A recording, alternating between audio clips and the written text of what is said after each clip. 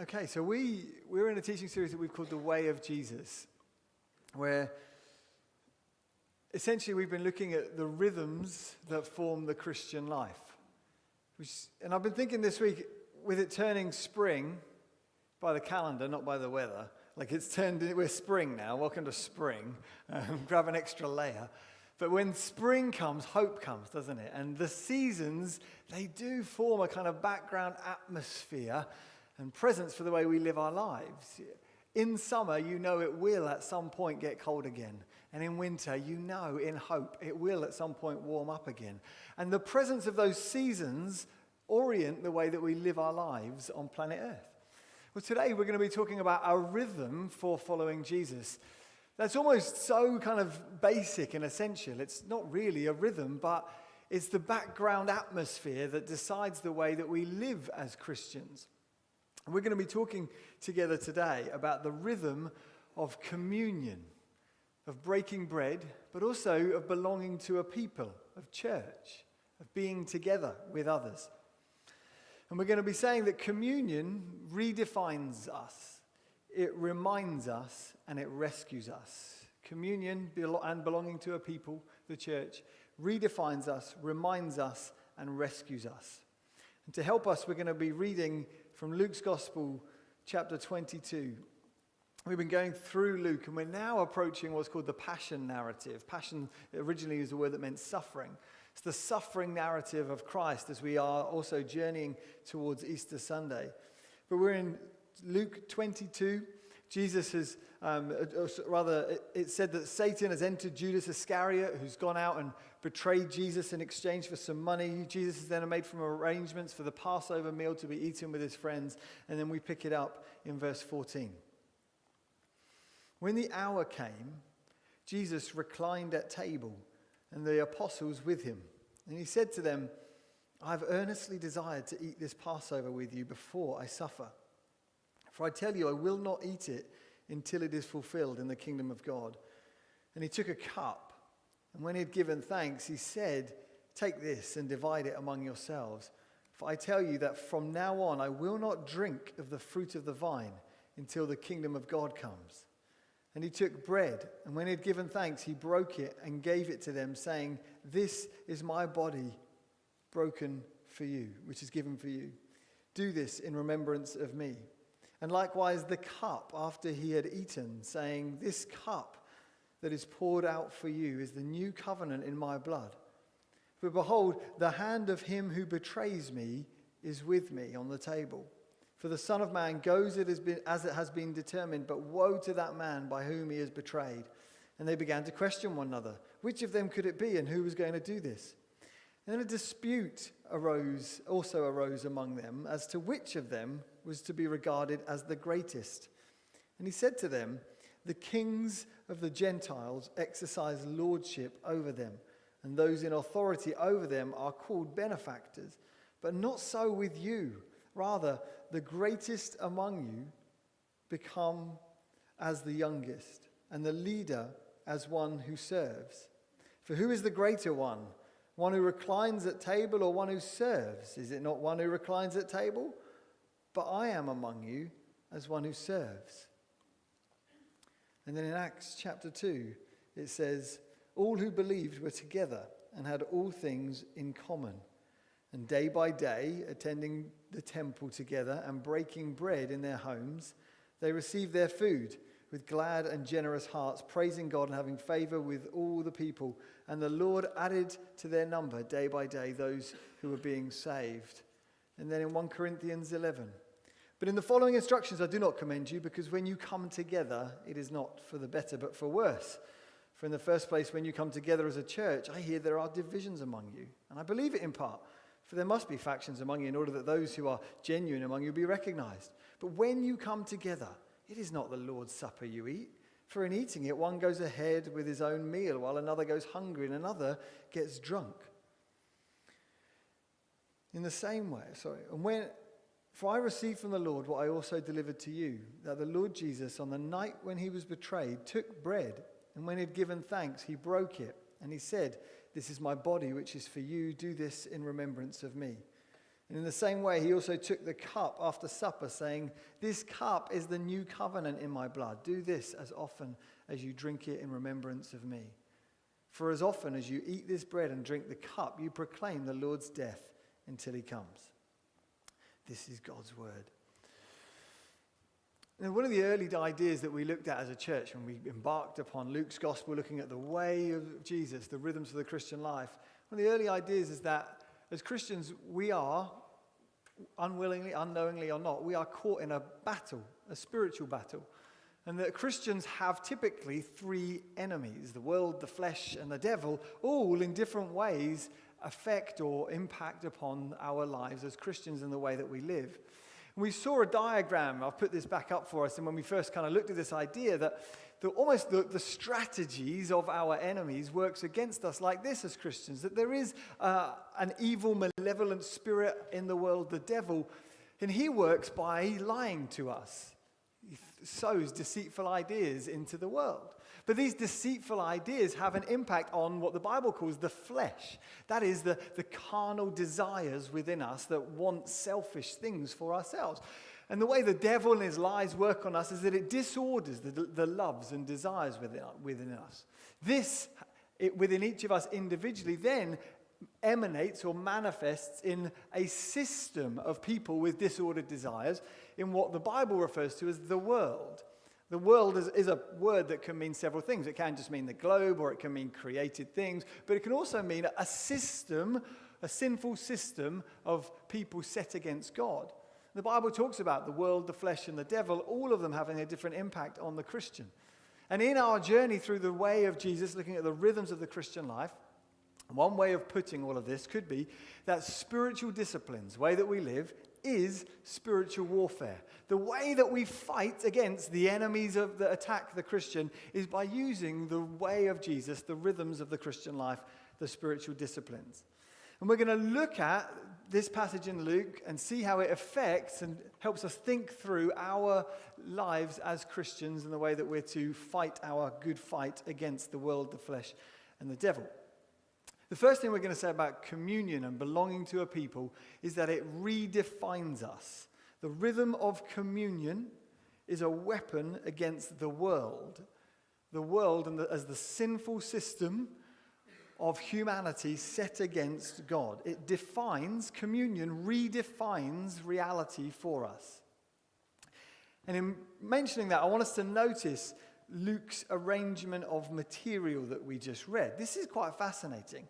It says, a dispute arose among them as to who was to be the greatest, which, I mean, it's just quite fascinating that happens after Jesus says, one of you is going to betray me. And they're like, who's going to betray you? And they have that discussion. And they go, now that we've settled that, who's the greatest? You think, who are these guys in the way that they talk? But Luke puts this here. And this dispute or disagreement among the disciples is something that Matthew, Mark, and Luke all record for us.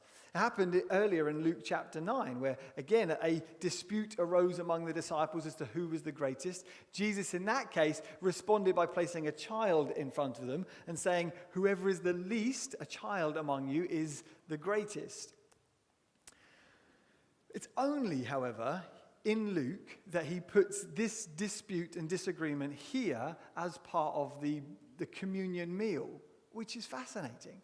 In Matthew 20, Jesus records one of the disciples' aunts or mothers trying to elevate her own son. And Jesus there again has to say, no, the least among you is the greatest. Whoever serves among you should be first. But it's only here that Luke inserts it. My question is, why? Why did he put it here as part of the communion discourse?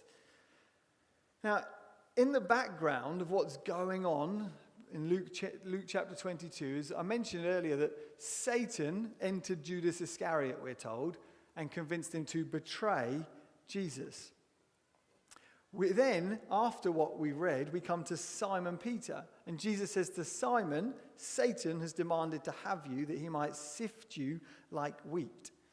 So we are, in these chapters, what we notice is that kind of a growing background presence of evil and darkness is building as Jesus journeys towards the cross. We live, and in here, I suppose, I would say this is kind of evil as well, in the sense that Satan isn't mentioned, but their way of thinking about greatness is so worldly in contrast to the way Jesus views greatness. And we live in a world that calls good evil and evil good. And just as in recent years we've all become a lot more aware of viruses, we must also be aware of what people call social contagions. A social contagion works like yawning. If someone yawns next to you, it triggers, doesn't it? And you all start yawning. The behaviors that we copy. You know, buffalo all walk on the same side of the field and teenagers all wear the same trainers. Social contagions, however, aren't just to do with physical activities that we do, but moral ones too. Smoking, the culture around that, or healthy eating, or eating junk food, alcohol consumption, politeness or rudeness in a community. Those are all socially contagious things. They build up, amount together to create what we call a culture. A culture is merely just the way things are done around here. And we create cultures in our homes. We create cultures in our relationships simply by what we approve or what we value. We are, in that sense, world makers. On a Wednesday evening at 10 o'clock, when I come into the lounge and say to Amy, "Would you like a slice of chocolate cake?" I'm not actually asking if I can do something nice for her. I'm asking her to enable me to have cake guilt-free. That's my culture. That's the world that I want to create. Guilt-free cake on Wednesday evenings at 10 o'clock at night. Theo Hobson, one author, he comments about the world that we're in as it is. And he says, what was once universally condemned is now celebrated. And what was once universally celebrated is now condemned. And those who refuse to celebrate are also condemned. This is our world, a world that is hostile to God. Another writer puts it like this. He said, in our world at present, lust has been redefined as love. Marriage has been redefined not as a covenant of lifelong commitment, but a contract for personal fulfillment. Objectification of women's sexuality through porn has been redefined as female empowerment. Greed has been redefined as responsibility to shareholders, and injustice towards factory workers in developing countries has been redefined as globalism. Well, what's all this got to do with communion and got to do with the church? Well, it happens with immorality, the redefinition of things, the creating of cultures, but it also happens with morality. The way that we live and the rhythms we put in place can tip the world the right way up. Luke deliberately inserts this argument here about greatness as a link to communion. And there's a word link that I think links the two things together. In verse 14, when we started, it said, when the hour had come, he reclined at table. And then at the end, with the question that Jesus asks, he says, who is the greater one? One who reclines at table or one who serves? Those two words, reclining, create like a mini bookend for this theme that we're looking at. And then he says in verse 25, the kings of the Gentiles exercise lordship over them, but it shall not be so with you.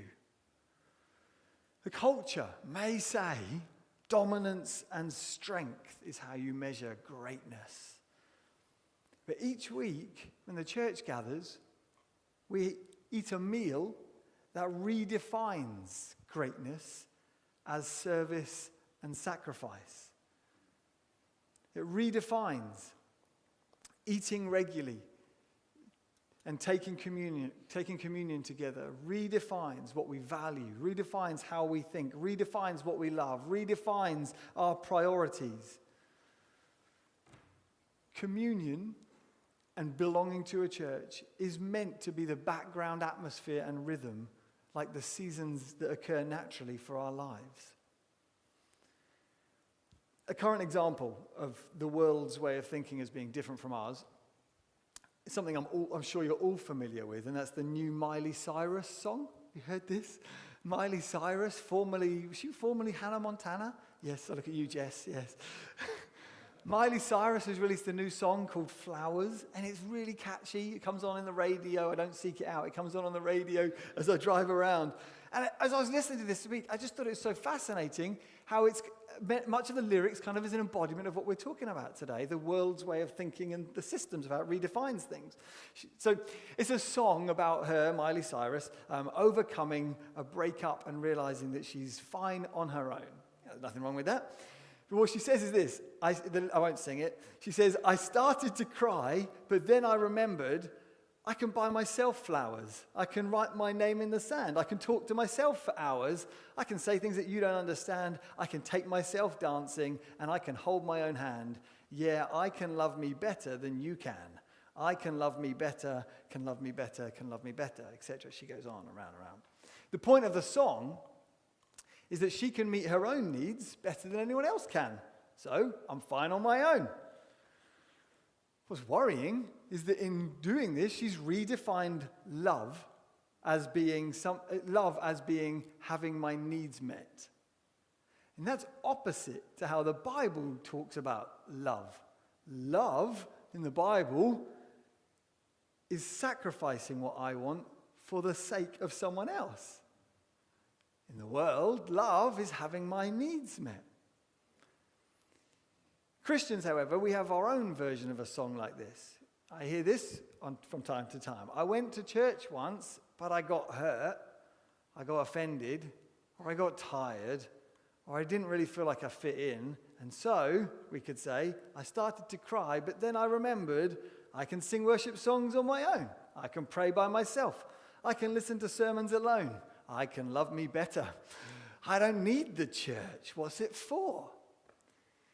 Well, you can't take communion alone. Jesus says, take this bread, drink this wine. Love isn't about meeting your needs, but about serving other people. Holy Spirit spirituality, true spirituality, isn't just another form of therapeutic well-being where the individual and what I want is king. Holy spirituality is a revolution against the world.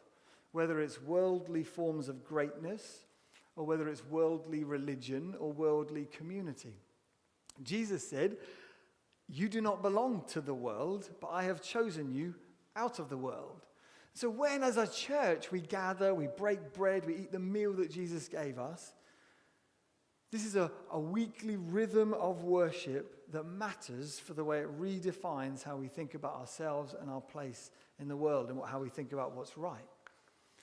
So communion redefines, but it also reminds that spiritual disciplines is spiritual warfare.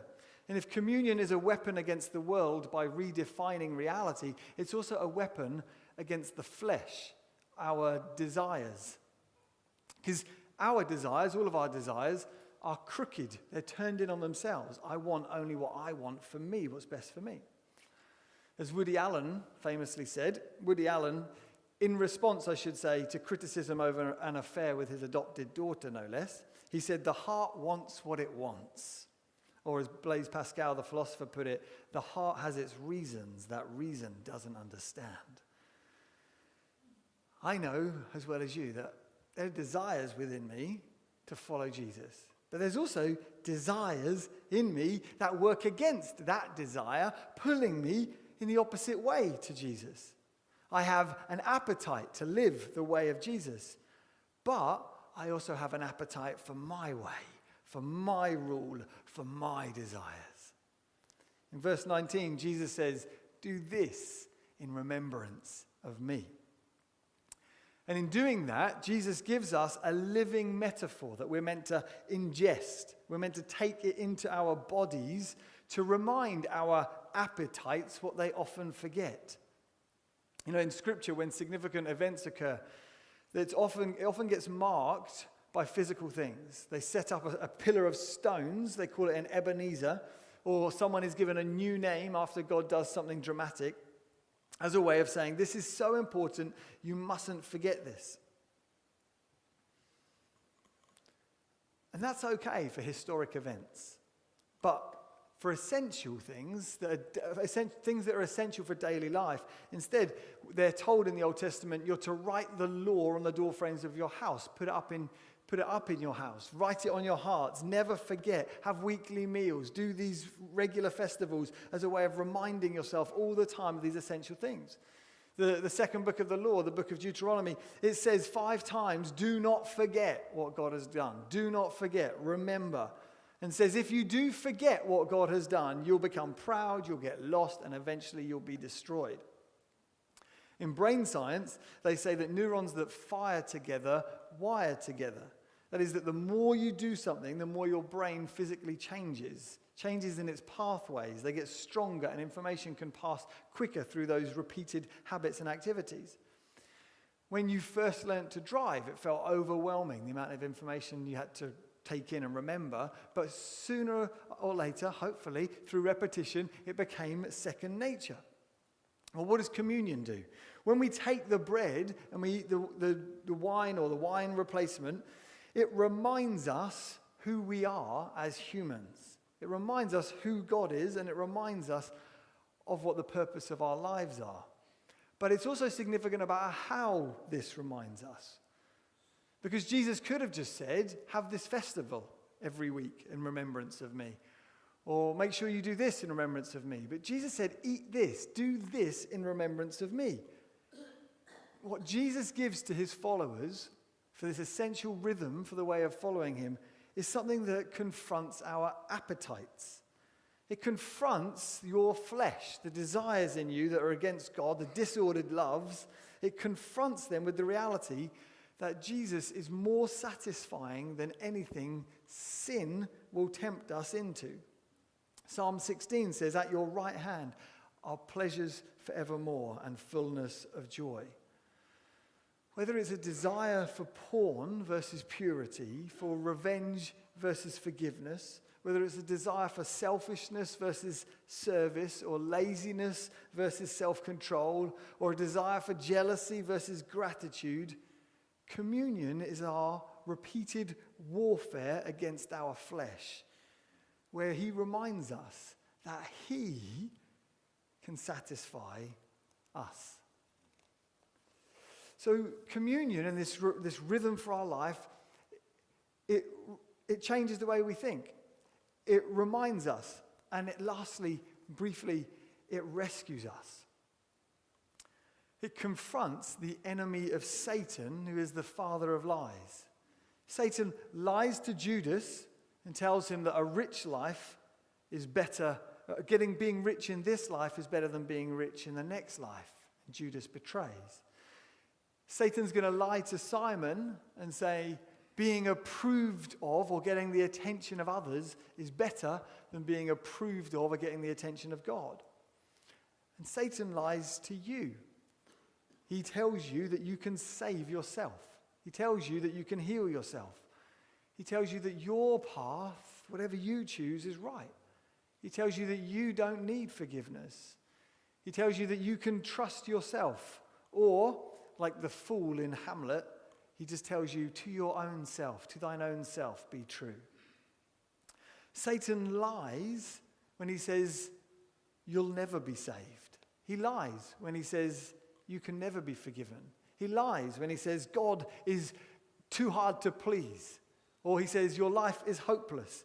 He lies to you when he says that God wants nothing to do with you.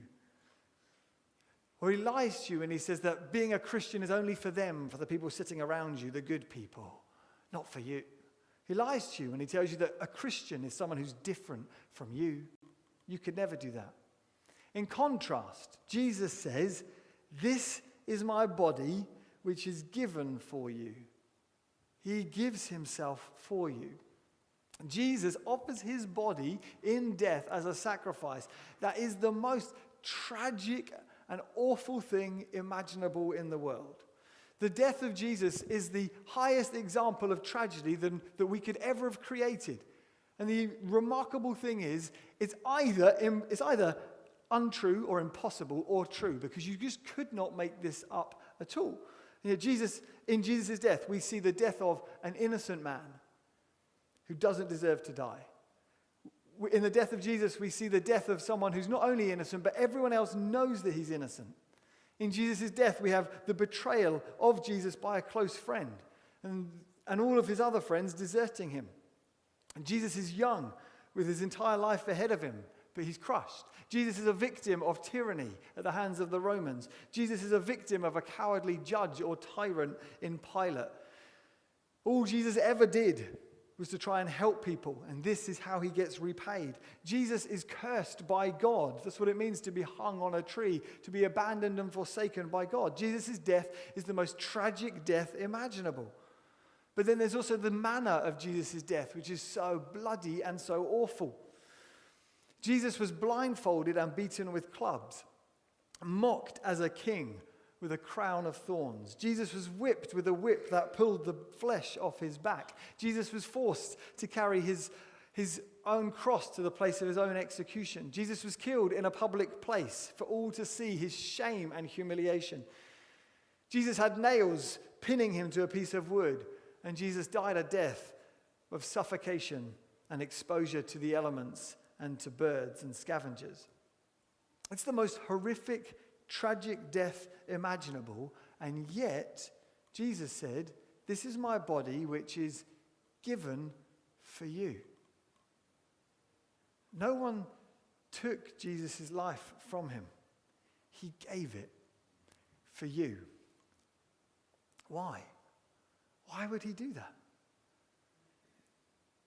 Because he loves you. Not the selfish love of Miley Cyrus, but the hard and costly, self-sacrificing love of God. Jesus loved you to the point of dying for you, his enemy. We live in a world that is hostile to him, with a flesh, desires that are set against him. We believe lies from Satan against him.